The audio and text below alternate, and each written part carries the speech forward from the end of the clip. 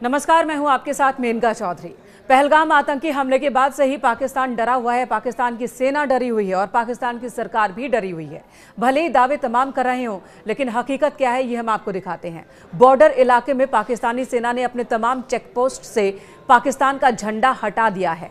Checkpost से सैनिकों को भी हटा दिया गया है। वहां कोई हलचल नहीं हो रही, मूवमेंट नहीं हो रही। 24 घंटे से ज्यादा का वक्त बीत गया है।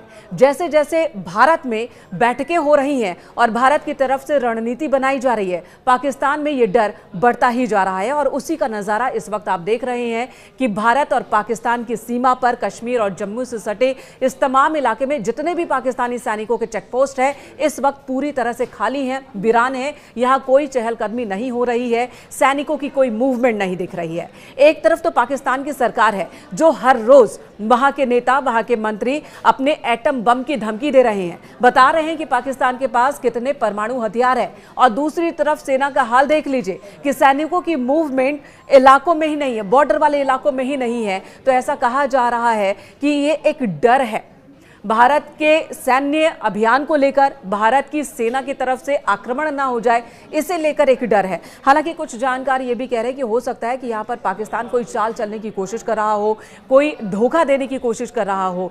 और दूसरी तरफ आपको पाकिस्तान की सेना का एक और हाल दिखाते हैं।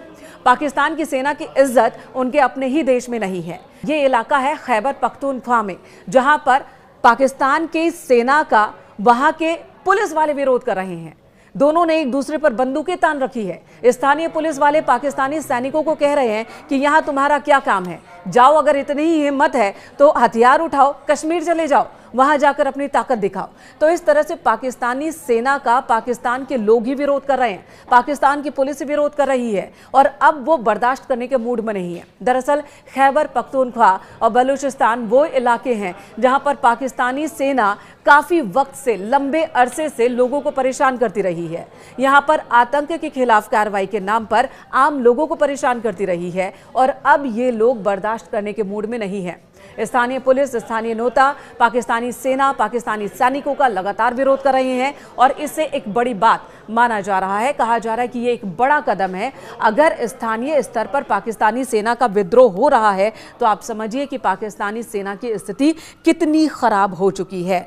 अब अगर पुलिस कर्मियों ने ही खुद मोर्चा संभाल लिया है पाकिस्तानी सेना के खिलाफ, तो फिर पाकिस्तानी सेना कैसे कोई युद्ध लड़ सकती है। विश्लेषकों का कहना है कि आने वाले दिनों में ये टकराव और बढ़ने वाला है।